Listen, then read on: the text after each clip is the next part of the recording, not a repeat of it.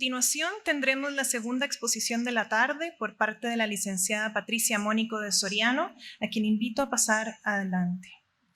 La señora Patricia Mónico es licenciada en Ciencias Jurídicas por la Universidad Dr. José Matías Delgado de El Salvador. Tiene experiencia profesional con más de 35 años de experiencia en materia aduanera y comercio exterior. En el sector privado ha desempeñado varias funciones como por ejemplo gerente de operaciones, gerente administrativa, gerente de área técnica en agencia aduanera, agencia de carga, asesora, consultora y además litigante en derecho aduanero, formadora y capacitadora en legislación aduanera, entre otros. En el sector público ha trabajado como asesora legal en la Dirección General de Aduanas, asesora experta en regulación normativa en la Dirección General de Aduanas, consultora para la CIECA en varios temas como por ejemplo CAUCA, OEA, gestión coordinada de fronteras, entre otros. Ha participado en la redacción de diversas normativas aduaneras también, como CAUCA, RECAUCA 4, Anteproyecto CAUCA 5, entre otros. Actualmente es consultora para el BID y el Ministerio de Hacienda y la Dirección General de Aduanas de El Salvador para el desarrollo del anteproyecto del Código Aduanero salvadoreño. En su actividad gremial ha participado con la Cámara de Comercio e Industrias de El Salvador y en el Comité de Transporte y Logística. Muchas gracias y bienvenida. Gracias. Hola a todos, buenas tardes. Primero que nada, gracias a Dios y a este lindo país que tanto quiero, amo y respeto. Admiro. Siempre ha sido el país que nos da la esperanza a los demás de que sí se puede lograr vivir en democracia y en desarrollo. Entonces, me siento muy honrada de estar con ustedes, gracias a las autoridades organizadoras de este evento. Tengo aquí la presentación, pero digo, tal vez, a veces no veo bien, entonces me he traído este apoyo, pero vamos a ver si lo necesito o no. Vamos a ir con el tiempo corto. Algo se dijo ya de mi vida, de mi semblanza. En efecto, vengo de familia aduanera, soy segunda generación. Y estaba haciendo memoria, casi cerca de 35, 37 años, yo vine por primera vez a Costa Rica, acompañando a mi padre, agente aduanero, que ya está descansando, pero que además de padre fue mentor. Él fue mi mentor en estos temas, que yo no quería dedicarme al tema aduanero. Ya le huía al tema aduanero. Yo decía, no, yo no me quiero meter a aduanas porque lo veía él siempre tenso, siempre bajo presión. Pero él llegó a amar la carrera aduanera, porque era un medio, un instrumento de servicio. Sus expresiones eran esas. En la aduana servimos, maestro. Le servimos al país. Lo hacemos crecer, hay que hacer bien las cosas.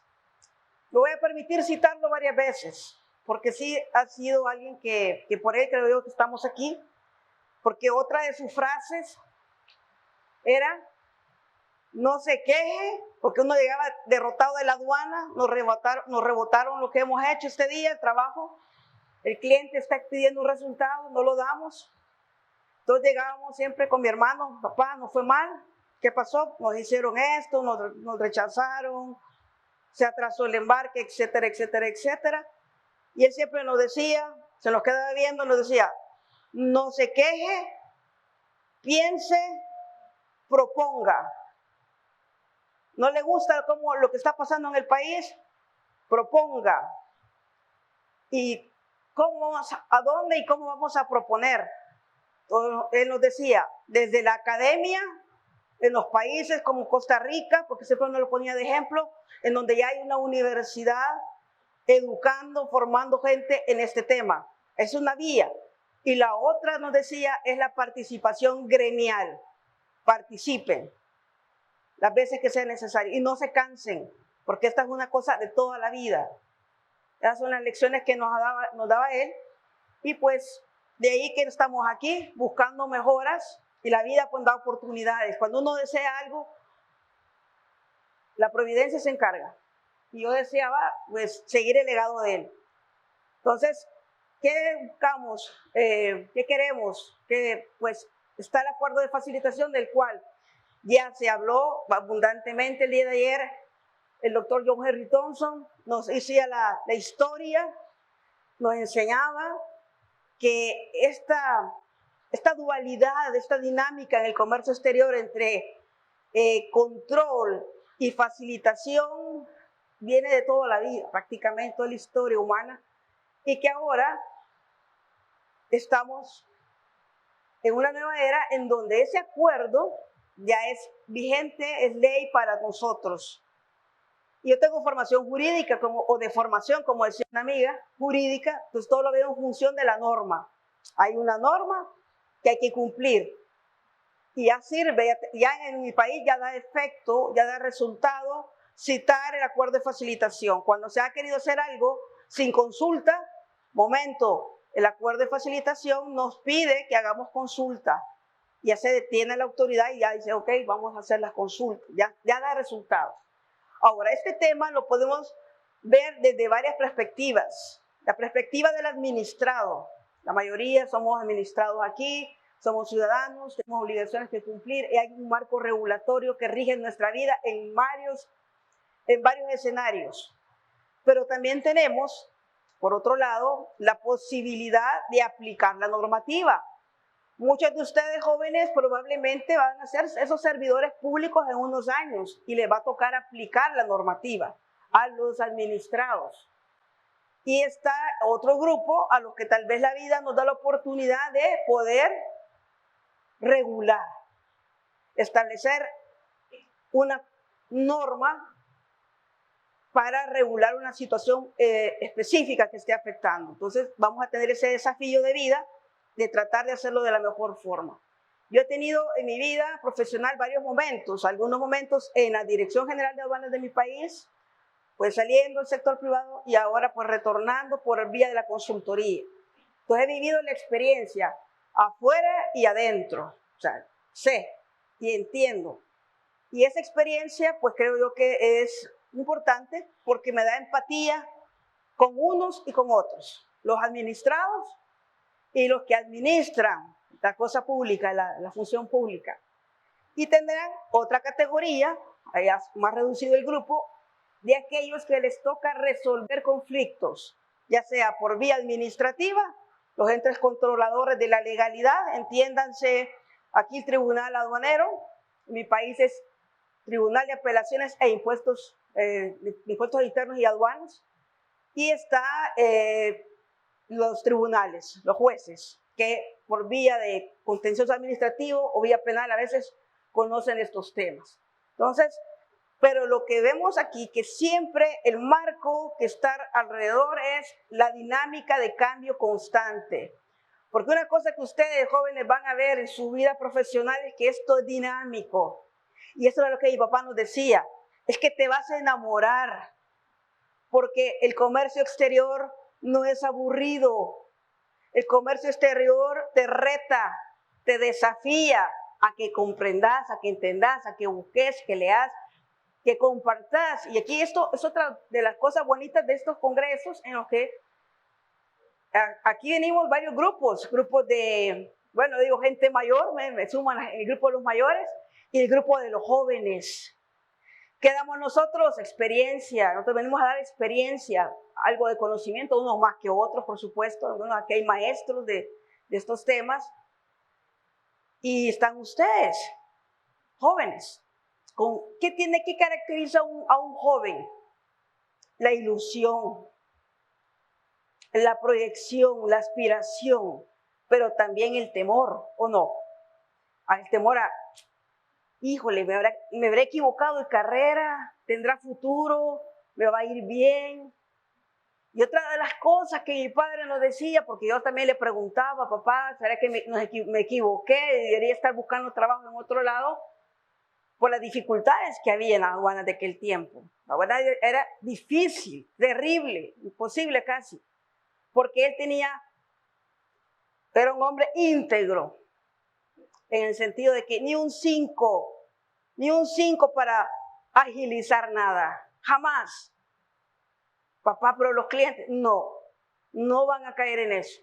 Y así nos educó. Entonces, ante esa situación que yo empezaba a ver que mermaba Los clientes se iban, ¿ves? Buscando a alguien que resolviera de otra forma. Y él nos decía al final del día, tranquilos, el comercio exterior es amplio. Siempre esa transformación permanente les va a abrir oportunidades. No se rindan, sigan adelante. Igualmente, jóvenes, están en el camino correcto. Otra frase de él también, al final del día, si no lo hacíamos bien, nos decía, hey, ustedes están sentados, si son diligentes, si se ponen las pilas, están sentados en un barril de oro. Así nos decía, están en un barril de oro. Pero si son atenidos, negligentes, están sentados en un barril de pólvora. Ese trabajo no se puede ser negligente en ninguna, ya sea en el ámbito privado o en el ámbito público. Atentos, tienen que estar en la jugada. Bien, esta es la estructura que tenemos y los que tienen formación jurídica ya saben de qué estamos hablando de la jerarquía de las normas y yo lo he traído a colación para que veamos la posibilidad del derecho que ejercemos en América Latina y otros países. Veía que le conocen como derecho continental, el derecho que nosotros decimos romano. Nos regimos bajo estos principios de una jerarquía de la norma y hay normas, está la Constitución que prevalece sobre los tratados y convenios, y si hay un conflicto entre convenio y ley secundaria, prevalece el convenio, creo que en todos nuestros países es igual, y si hay conflicto, obviamente ya la ley prevalece sobre el reglamento se hace para dar desarrollo a la ley. Y hago una acotación importante que yo creo que aquí no es problema en Costa Rica, pero en mi país siempre lo ha sido, el tema de las disposiciones administrativas de carácter general. Y hay que entender que son instrumentos que el Cauca y el Recauca nos han dado para facilitar, dice el texto, la aplicación de la normativa, ¿sí? Para facilitar, no para andar inventando nuevas reglas, inventarnos plazos, obligaciones y peor, sanciones. O sea, esas aberraciones yo creo que aquí nunca las han visto, pero en mi país sí, ¿verdad? Y entonces uno tiene que estar atento, decir, cuidado, no se pase. Las disposiciones administrativas son para facilitar, no para andarse inventando, no para innovar derecho. Bien, entonces ese es también para fijar el punto en el que vamos a estar. Ahora, la facilitación, como bien nos decían ayer, tiene una trayectoria histórica y yo quiero comentarles que desde el Cauca actual, el Cauca cuarto, nosotros como comisión redactora y con el apoyo de CIECA y la consultoría que tuvimos apoyándonos, tratamos desde un principio de establecer algunas medidas de facilitación. Algunas nacieron auténticamente por dar satisfacción, tratar de resolver problemas, y otras hay que confesar que lo hicimos porque queríamos quedar bien con la Unión Europea. Porque venía el acuerdo de asociación que se iba a negociar, y entonces recuerdo que CIECA nos dijo, hey, vamos a meter unas figuras que nadie sabía de qué se trataba, pero bueno, queríamos quedar bien con lo del operador económico autorizado, que para nosotros era novedoso. Tanto es así que nos equivocamos y lo dejamos como auxiliar de la función pública aduanera. No sé si se han percatado de eso, que en el Cauca actual ustedes se encuentran al operador económico autorizado como un auxiliar de la función pública aduanera, y no lo es. O sea, tratamos de enmendarlo en el Recauca, pero ya ni modo, la metida de pata se tuvo por las prisas. Porque también parte de la historia es que ese código aduanero uniforme centroamericano, ¿en qué país se gestó?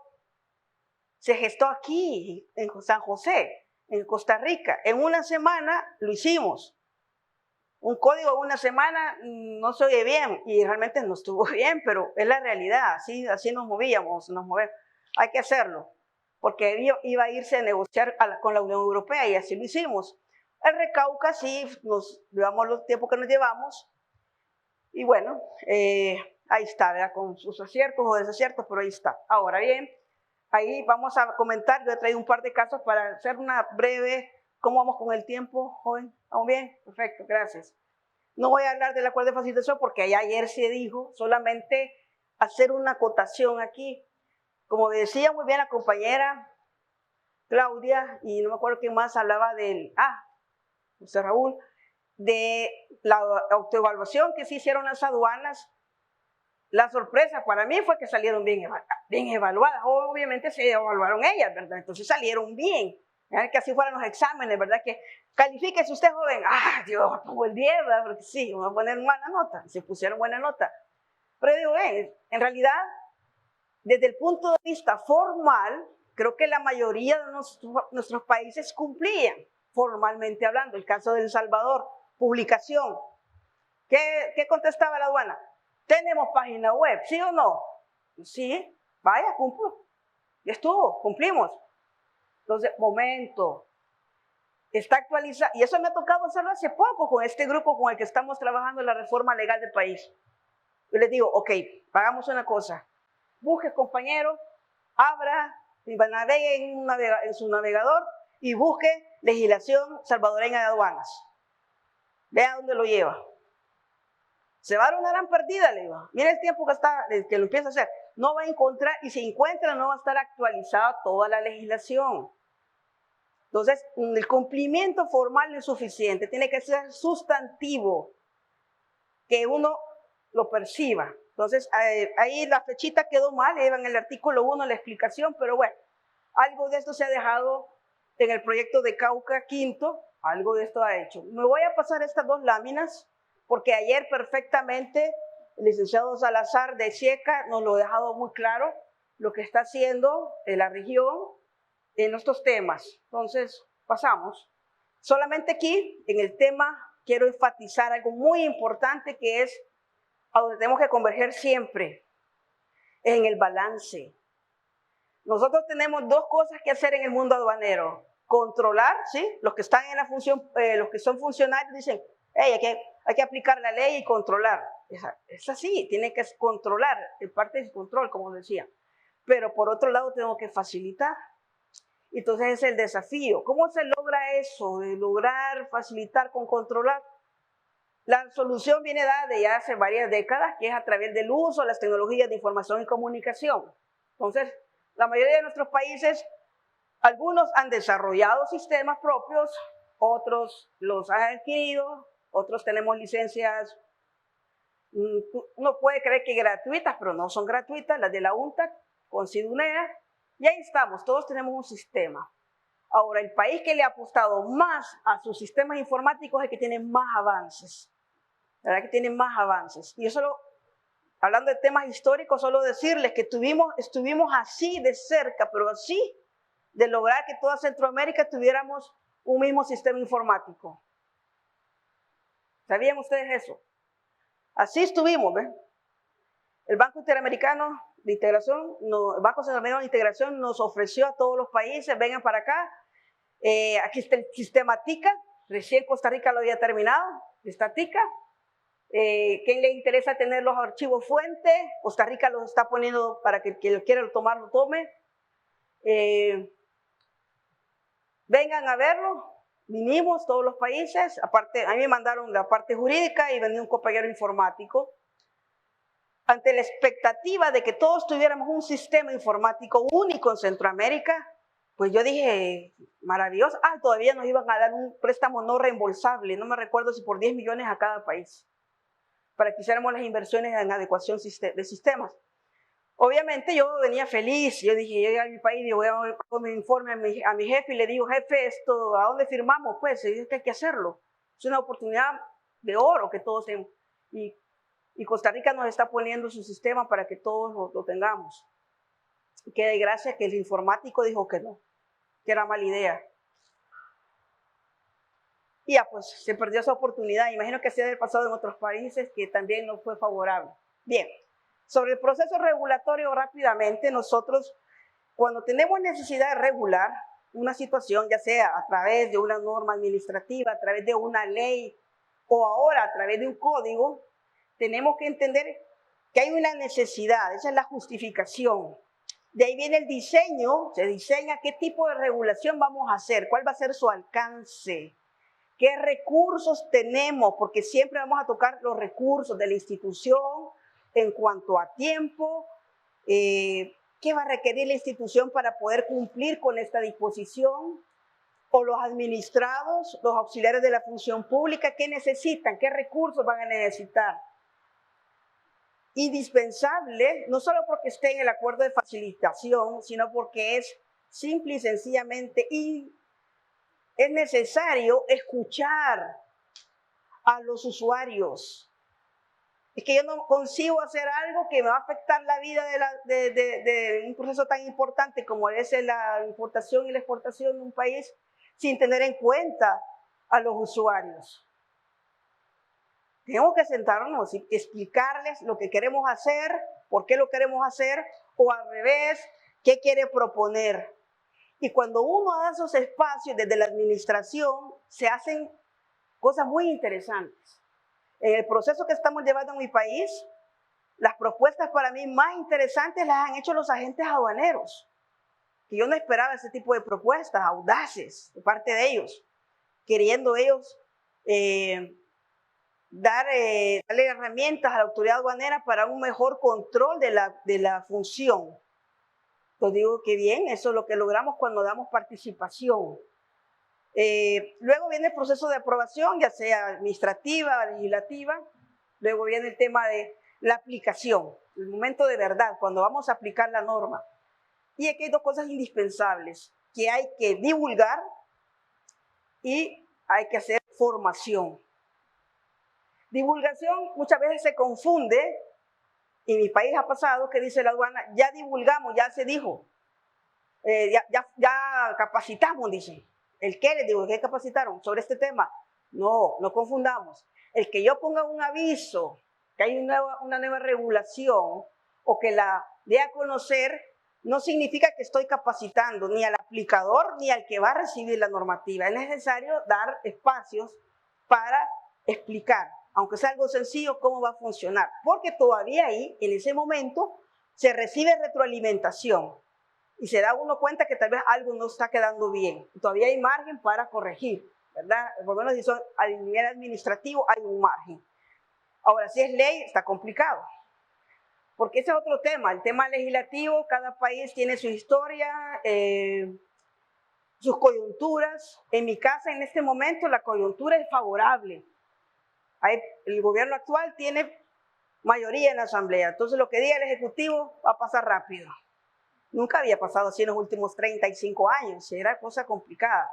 Ir a negociar a la Asamblea, yo siempre cuento esta anécdota. Nosotros en el tiempo que yo estuve en aduana hicimos una ley orgánica, y era una ley orgánica como de 300 artículos, con el tema de recursos humanos, regulado. Y yo decía, ¿verdad? Lo mandamos al proceso de formación de ley, yo mandé a Brad Pitt.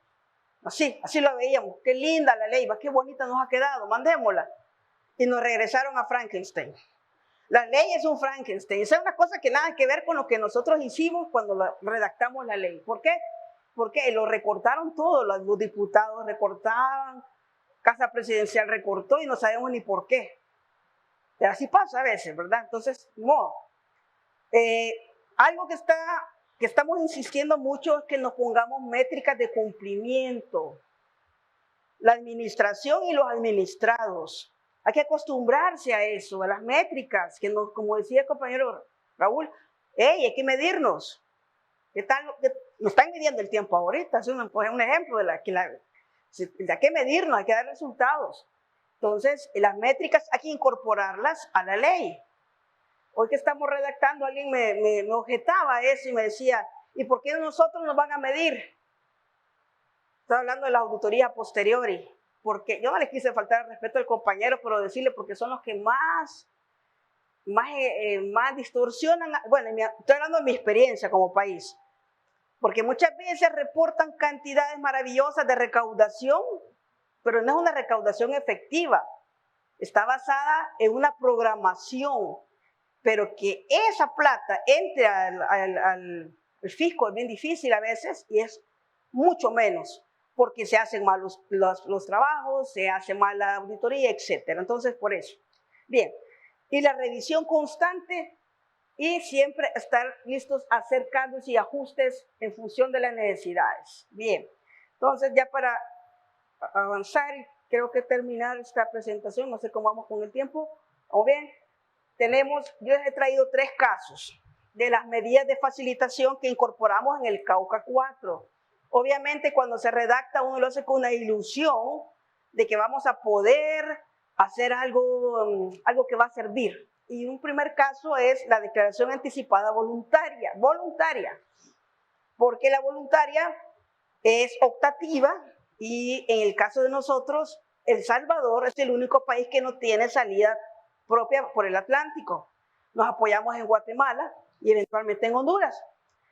Entonces, esto vino a satisfacer una necesidad porque una operación ordinaria para nosotros significaba ingresar por un tránsito por Guatemala, enviarlo hasta la aduana central en la capital, a San Salvador, y hacer todo un proceso de ingreso, descarga, etc. ¿Cuántos días? 7 días a veces para una operación. No, hombre, me muero yo con 7 días en un trámite. ¿Y se mueren ustedes si les dicen que un trámite va a tardar 7, 8 días? Y eso es lo que nos tardábamos antes. Pero cuando pasamos a la declaración anticipada voluntaria, que es el ingreso, es la transmisión de la declaración, obviamente pagando dichos impuestos, antes del arribo del medio del territorio nacional, eso supuso una gran agilidad, que con la selectividad que se daba en frontera, la carga ya se iba a la bodega o se va a la bodega del importador. Esa es la gran ventaja. Entonces, de 5 o 7 días pasamos a un día prácticamente sin la levante automático. Lo venimos haciendo desde hace años. ¿Hubo resistencia? Muy poca. Los que se resistían eran los contadores, los contables de las empresas, porque decían, ¿cómo vamos a hacer la extinción de la obligación tributaria aduanera antes del hecho generador? Sí, tenían toda la razón, era justificado, pero le decía yo a cambio, facilitación. ¿Qué quiere? Facilitación, esta es la forma. Y lo otro, pues hemos tratado de dejarlo resuelto en el Cauca Quinto. Yo propuse, y ojalá que se tome en cuenta de que sí se deje regulado la posibilidad de hacer este cambio de momentos en la parte tributaria, que en mi legislación tributaria de país eso sí está permitido, ya está regulado. Entonces, digamos que ha sido exitoso al día de ahora. Ahora, los 2 casos siguientes, en las declaraciones de exportación y reexportación acumuladas, digamos que logramos aplicar la medida temporalmente, porque lamentablemente llegó otra administración y lo que habíamos logrado, que una empresa nos hiciera el esfuerzo de compartirnos sus sistemas informáticos, pues se echó para atrás, no se pudo terminar y pues bajo una coyuntura del uso de las tecnologías no intrusivas, los rayos X, ese fue el argumento y se desapareció la acumulada de exportación o de reexportación. Entonces fue algo temporal. Y tenemos la última, que hasta el día de ahora es un dolor de cabeza, es una piedra en el zapato, el tema de las muestras sin valor comercial, porque la queja recurrente de los usuarios es el alto costo de una declaración, de más bien sacar muestras por los costos, tal vez no aduaneros, pero sí tiene el costo de la intervención de los auxiliares. La propuesta se hizo en el mismo Recauca la posibilidad de que la aduana lo haga de oficio, ¿verdad? Están las condiciones dadas, pero al día de ahora eso no se hace y podría ser una solución para este tema. Algo que hay que tener presente es que ya con las nuevas tecnologías que hemos estado comentando, se tienen que incluir. Y aquí yo cito a esta autora española, a la Mercedes López, que les dejo para que lean lo que ella dice, que lo sintetizo así, dice, si ustedes van a hacer normativa, tengan en cuenta que si vamos a necesitar pasarlo a la parte informática, tenemos que explicarle al informático lo que queremos lograr en la regulación, más si es aduanera, pues más todavía. Yo sé que ustedes en Costa Rica sí lo trabajan, pero en otros países, no créanme, que es un dolor de muelas. Esto es lo que hemos hecho en El Salvador, con un nuevo marco regulatorio, partiendo de todas estas influencias, buenas prácticas, derecho comparado, siempre reiterar la aplicación de las tecnologías de información, y eso estamos haciendo.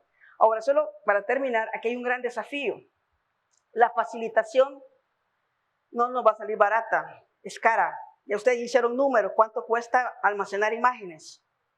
Investiguen los jóvenes, ustedes que están en la jugada, ¿cuánto cuesta almacenar imágenes? Y si nosotros queremos dar facilitación a cambio, ok, déjeme acceso a su sistema de inventarios, o quiero ver la bodega 24 horas, entradas y salidas, etcétera. ¿Cuánto cuesta eso? Es una plata importantísima. Entonces, ¿de dónde sacamos la plata para poder, ya no se diga el tema del costo del hardware, etcétera, etcétera? Todo eso tiene un costo. Bueno, hasta aquí llegamos. Y las conclusiones prácticamente están a su disposición para que vean el material. Gracias. Muchísimas gracias, licenciada Mónico. Lamento interrumpirla.